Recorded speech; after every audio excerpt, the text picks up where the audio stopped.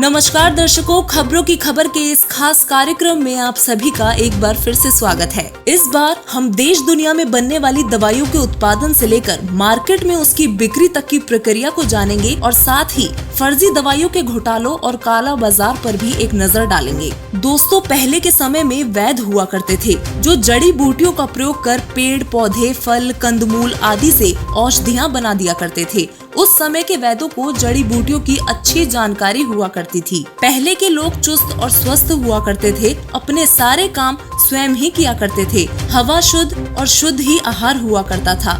बीमारियां भी नाम मात्र ही थी। उस समय वैद्य लोगों का इलाज पैसे कमाकर अमीर बनने के लिए नहीं करते थे, बल्कि इसे एक जरूरी सेवा के तहत निभाया जाता था। बदले में दक्षिणा के तौर पर कोई रकम फिक्स नहीं होती थी। इलाज करवाने वाला व्यक्ति जितना सक्षम होता था, उस हिसाब से खुश होकर दक्षिणा दे दिया करता था। ना ही वो अन्य जड़ी बूटियों की कालाबाजारी करते थे। लेकिन वर्तमान समय में स्थिति बिल्कुल विपरीत है। आज अधिकतर बच्चे डॉक्टर केवल इसलिए बनना चाहते हैं क्योंकि इस प्रोफेशन में बहुत अधिक पैसा और सुविधाएं हैं। केवल 1% ही डॉक्टर इसलिए बनना चाहते हैं क्योंकि वो समाज और लोगों की सेवा करना चाहते हैं। आइए अब दवाई बनाने की प्रक्रिया पर एक नजर डालते हैं, जिससे इसके उत्पादन में आने वाले खर्च से लेकर बिक्री तक कंपनी को होने वाले प्रॉफिट का अंदाजा लगाया जा सके। सबसे पहले बात करते हैं दवाइयाँ कैसे बनाई जाती हैं। दुनिया में सबसे अच्छा रसायन प्रकृति है। पौधे, कीड़े, फंगस और बैक्टीरिया सभी में हजारों रासायनिक यौगिक होते हैं जो कि बायो एक्टिव होते हैं, जिसका अर्थ है कि वो ही बीमारियों को फैलाने का कारण बनते हैं और वो ही बीमारियों को खत्म करने का भी कारण बनते हैं। इस कारण से बहुत सी वैज्ञानिक गतिविधियों का उद्देश्य प्राकृतिक उत्पादों को खोजना,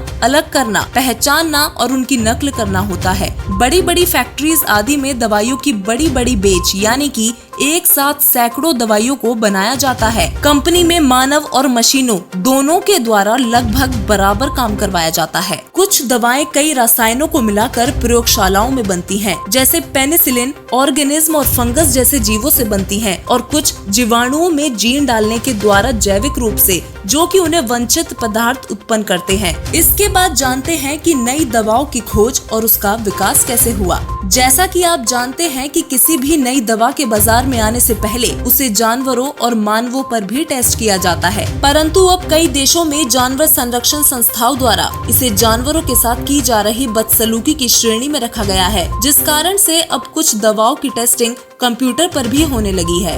नई दवाओं की खोज और विकास एक लंबी और महंगी प्रक्रिया है और आमतौर पर प्रति दवा को 2.6 बिलियन डॉलर की लागत से इसे पूरा करने में औसतन 10 से 15 साल लगते हैं। परीक्षण में जानवरों का उपयोग किया जाता है। पशु परीक्षणों में आशाजनक परिणाम के बावजूद 90% दवाएं मानव परीक्षणों में विफल हो जाती हैं। अब बात करते हैं दवा की कीमत कैसे तय होती है। दवाइयों के उत्पादन में जितना खर्च होता है, मार्केट में उसकी कीमत उससे कई गुना अधिक रखी जाती है। अधिकांश अन्य देशों के विपरीत, जहां दवाएं स्वास्थ्य मंत्रालय के पूर्वावलोकन के अंतर्गत आती हैं, भारत में दवा क्षेत्र की जिम्मेदारी 2 मंत्रालयों द्वारा साझा की जाती है। The department of chemicals and petrochemicals under the ministry of chemicals and fertilisers and the office of drugs controller under the ministry of health and family welfare. सरकार ने मूल्य नियंत्रण के तहत दवाओं की संख्या भी 1978 में 347 से घटाकर 1995 में 74 कर दी थी।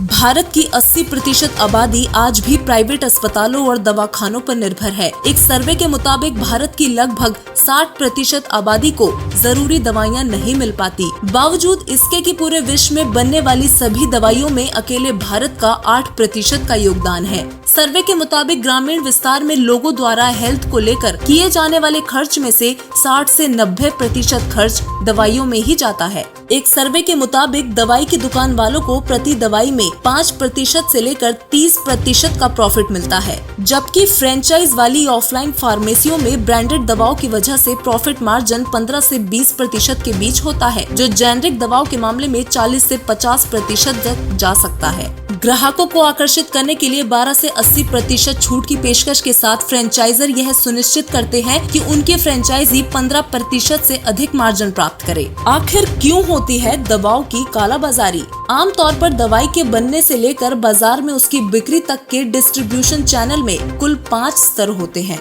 कंपनी, मैन्युफैक्चरर, स्टॉकिस्ट, डिस्ट्रीब्यूटर और रिटेल, जिसमें केमिस्ट, फार्मेसी, मेडिकल स्टोर आदि शामिल होते हैं। नैतिक रूप से प्रॉफिट मार्जिन को उपरोक्त 5 फर्मों के बीच विभाजित किया जाना चाहिए, लेकिन वास्तव में प्रॉफिट मार्जिन अन्य व्यक्तियों में भी विपरीत किया जाता है, जिसे कालाबाजारी कहा जाता है। अनैतिक व्यवहार के मामले में प्रॉफिट मार्जिन वास्तविक लाभ मार्जिन से कई गुना अधिक हो सकता है।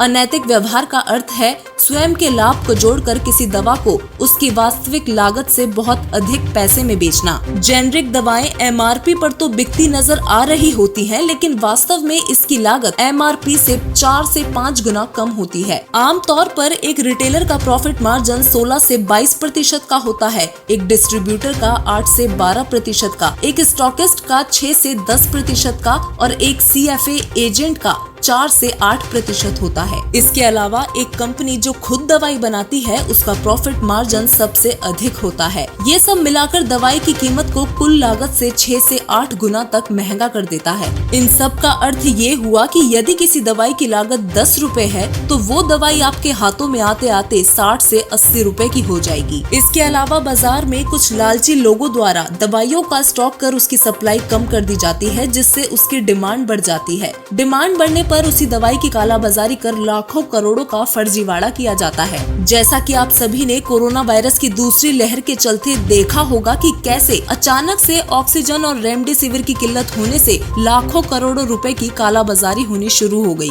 2-2.5 हजार में मिलने वाली रेमडेसिविर की डोज कालाबाजारी के चलते 40 से 50 हजार तक में बिकने लगी। इसके अलावा लाखों नकली रेमडेसिविर के घोटाले भी सामने आए, जिसके चलते कई सैकड़ों लोगों की गिरफ्तारी भी हुई और कई लोगों के खिलाफ मुकदमे भी दर्ज किए गए। इसके अलावा कोरोना काल में आई नई एपिडेमिक ब्लैक फंगस की दवाइयों की कालाबाजारी के भी कई मामले सामने आ रहे हैं। कालाबाजारी के मामले में कई बड़े नेताओं, व्यापारियों और दलालों के नाम भी सामने आए हैं। आइए अब इस विषय पर आध्यात्मिक दृष्टिकोण से भी एक नजर डालते हैं। दोस्तों, कोई भी बीमारी पिछले जन्मों के पाप कर्मों की वजह से इंसान को होती है। किसी भी दवाई का काम करना या ना करना ये भी प्रारब्ध में जमा पाप और पुण्य कर्मों पर ही निर्भर होता है। प्रारब्ध को एक ऐसा बैंक समझ लीजिए जो आपके जन्म जन्मांतर के इकट्ठे किए हुए पाप और पुण्य कर्मों की जमा पूंजी का कुछ अंश इकट्ठा रखता है। यदि आपके अकाउंट में खर्च करने के लिए पुण्य कम बचे हैं, तब कोई दवाई आपके लिए कारगर साबित होगी। यदि कोई पुण्य कर्म शेष नहीं है तो दवाई भी व्यर्थ हो जाती है। यही कारण है कि लोग अक्सर कहते हैं दवाई ने काम नहीं किया या दवाई से रिएक्शन हो गया। अब तक हमने यही सुना था कि पाप कर्म दंड भोगने से ही समाप्त होता है, लेकिन यह गलत है। पवित्र वेद बताते हैं कि पूर्ण परमात्मा पाप कर्म दंड को भी समाप्त कर सकता है। आध्यात्मिक ज्ञान से हमें यह पता चलता है कि हमारी असली पूंजी तो राम नाम की कमाई है, जिसे केवल एक तत्वदर्शी संत से सद्भक्ति मंत्र प्राप्त करने के बाद ही इकट्ठा किया जा सकता है। वर्तमान समय में पूरे विश्व में केवल जगत गुरु तत्वदर्शी संत रामपाल जी महाराज जी हैं, जिनके पास असली तारक मंत्र है, जो पाप कर्म दंड को समाप्त कर देते हैं, जिससे साधक को होने वाली बीमारी अपने आप ठीक हो जाती है। संत रामपाल जी महाराज जी से नाम दीक्षा लेकर गुरु मर्यादा का पालन कर सद्भक्ति करने वाले सैकड़ों अनुयायी आज कैंसर, एड्स आदि जैसी लाइलाज बीमारियों से निजात पा चुके हैं। विश्व के महान भविष्य वक्ताओं के मुताबिक भविष्य में एक ऐसा समय आएगा जब एक विश्व विजेता संत, जिसकी कृपा से जन साधारण को अपने मौलिक अधिकार, जिनमें चिकित्सा सेवाएं, दवाइयाँ, इंजेक्शन, अस्पताल में इलाज आदि मुफ्त में उपलब्ध करवाया जाएगा। उस समय दवाइयों की कालाबाजारी आदि भी नहीं हुआ करेगी। दवाई, ऑक्सीजन, बेड आदि की किल्लत भी नहीं हुआ करेगी। वो विश्व विजेता संत और कोई नहीं बल्कि संत रामपाल जी महाराज हैं। इसलिए आप सभी से प्रार्थना है कि बिना अपना समय गवाए संत रामपाल जी महाराज जी की शरण में आकर अपना जीवन स्वस्थ और सुखमय बनाएं। धन्यवाद।